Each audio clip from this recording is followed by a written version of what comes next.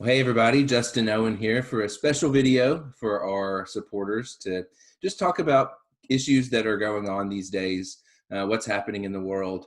One of those big issues is education, as many parents are struggling to figure out how to get their kids back in school. Some are open, some are closed, some are going virtual. There's a lot of different factors going on right now because of the pandemic.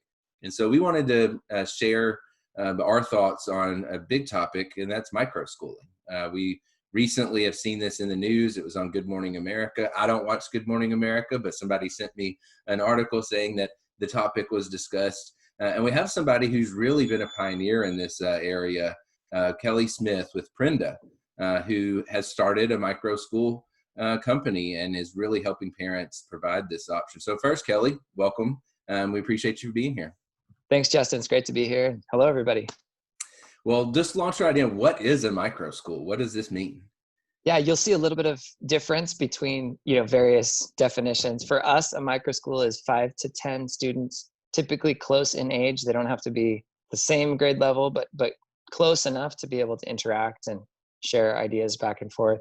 And they're meeting in an informal space, something like a home or an extra conference room at an office or back classroom of a church, really anywhere you can find space to meet. And for us, a micro school is supported by an adult learning guide.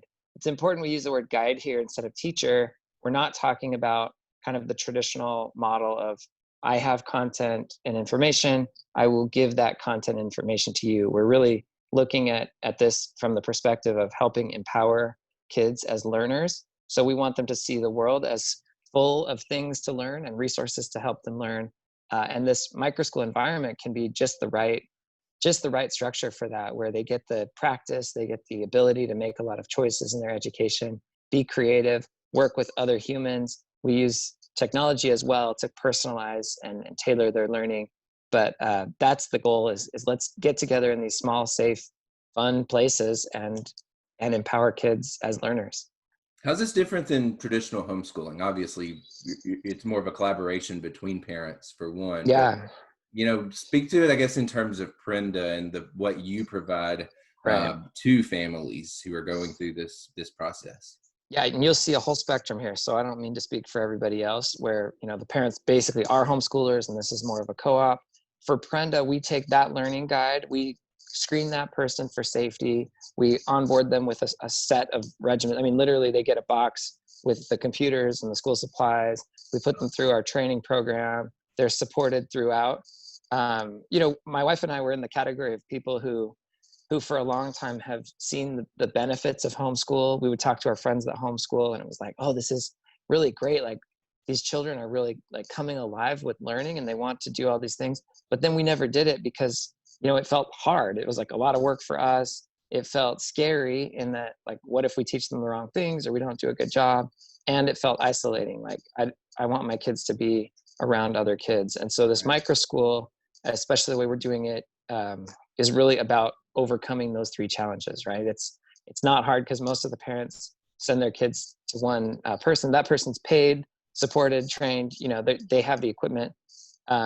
It's not risky because it's all built on, standards and learning the things that normal society expects you to learn. Kids are making huge advances in math and English. They're doing science projects that, really move them along. They're researching history. They're doing creative projects, even into other subjects like engineering and entrepreneurship and some of these things that, you want your kids to be dabbling with.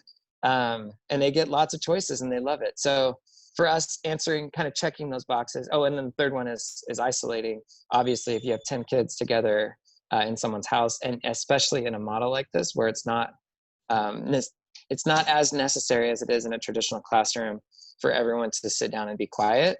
You can imagine 10 kids interacting, working in pairs, diving into something, getting their hands dirty, engaging in a Socratic discussion that's facilitated and structured. So there's lots more opportunity here, even than a big school. Actually, you have a lot more opportunity for kids to be human and interact in human ways with other kids. And take different paths too, right? You could kind of go the STEM route, you could go the arts route. Like you can really tailor that school to fit the needs of the kids in it. Because it's so small, you don't have to teach to the average in a lot of ways. Absolutely. So what we've done is built what we call kind of scaffolding. So everybody learns how to read and write and do math, and there's kind of like those core standards that everybody's going to get. But on top of that, as many choices as we could give, and that's really done at the micro school level. So depending on the passions and interests of that learning guide, but also at the student level, right? So Hmm. what do you bring to this? What questions are you asking? And it's been beautiful to watch. So I started my first micro school in 2018, and I didn't really understand what I was getting into, right? We're kind of inventing it on the fly. But watching one child bring, a passion that they have or a question that they have. On one particular day, one of the older kids in the group was in charge that day of the Socratic discussion that was going to happen.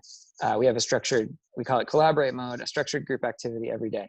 So it was this boy's turn.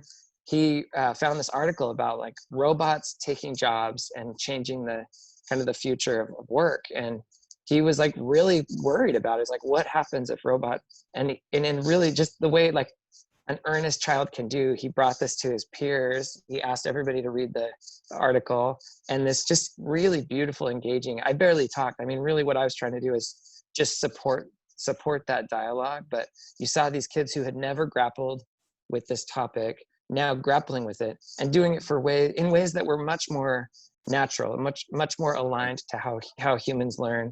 It wasn't me saying, okay, here's your assignment, kids, everyone needs to write a paper about this, but they were doing that thinking, doing that work, and it came from natural interactions between humans. So yeah, you get your personal, and then you get your friends, and then you get your guide, and then a lot of the learning guides are involved. We facilitate groups meeting with each other, and online things that there's lots of ways that this can really be tailored, and the whole goal again is empowering these kids as learners. We believe that the mind is a fire to be kindled, and we're serious about that. That's awesome. So you started in 2018, but you've had a lot of success. So how many kids do you have under the Prenda model now? How many schools do you have?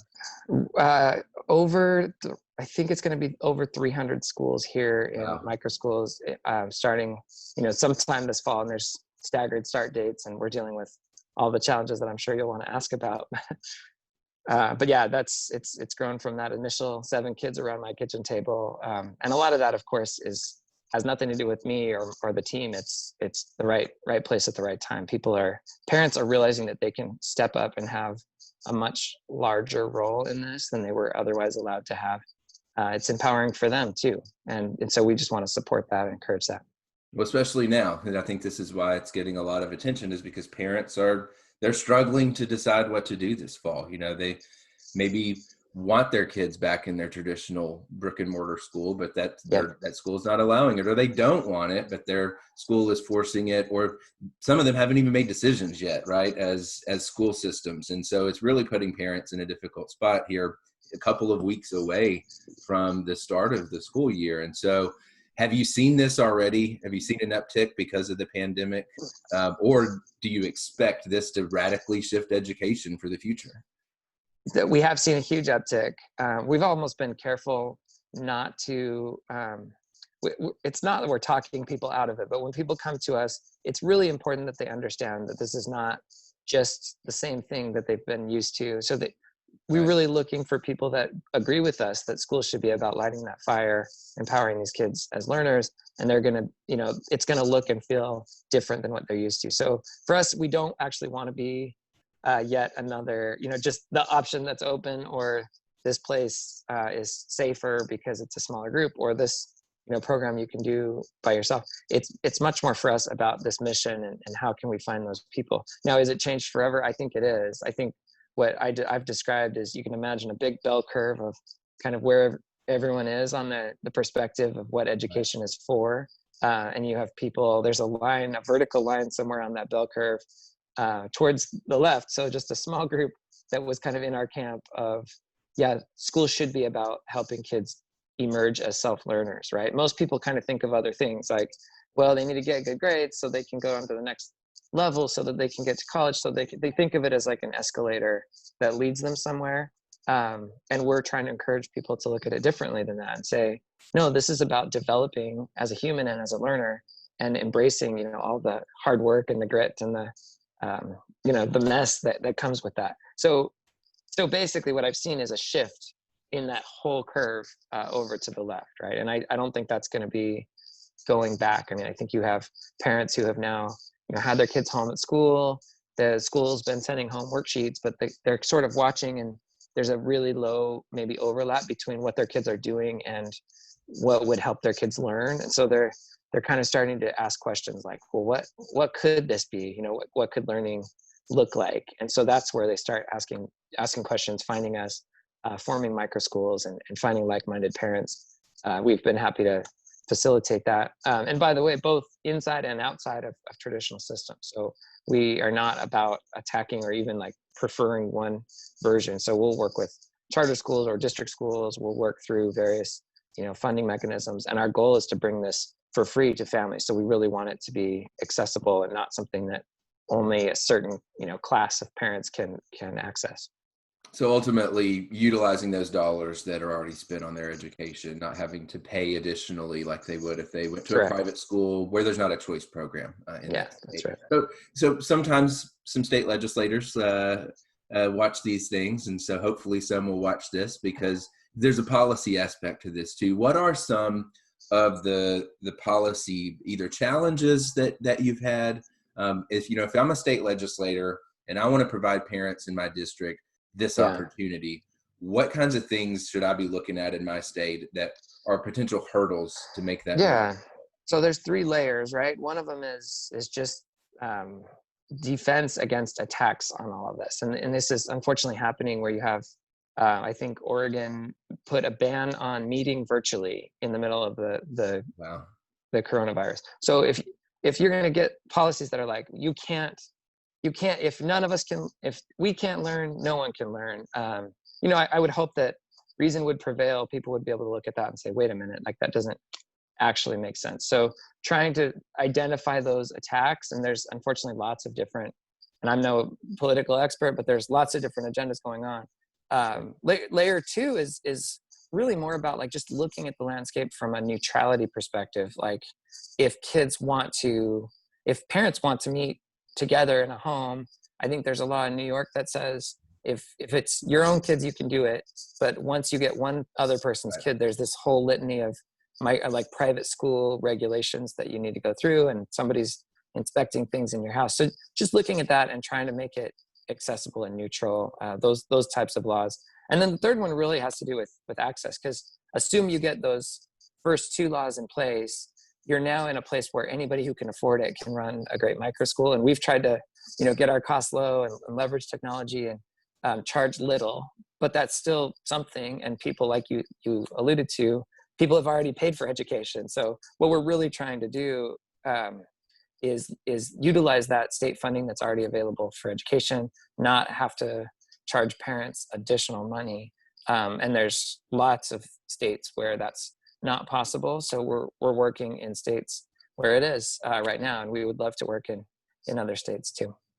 Fascinating. Well, that is our policy at Beacon. Is we believe in choice for parents, and that they're in the best position to decide what learning environment is right for their kids. And of course, as you know, even kids within the same household learn differently and thrive better in different environments. So allowing them to take those dollars that we've already spent on their education and choose that learning environment for their kid is very important from a policy perspective. And this offers them yet another option, whether it's private, charter, online, now micro schooling, in addition to their zone public school. So kudos to you for really launching this concept and bringing it to fruition for so many families. And hopefully states like Tennessee will follow suit and address those barriers that you mentioned, so that we have those options, we can extend those options to parents, especially during this time, but hopefully for the long haul, because the way you talk about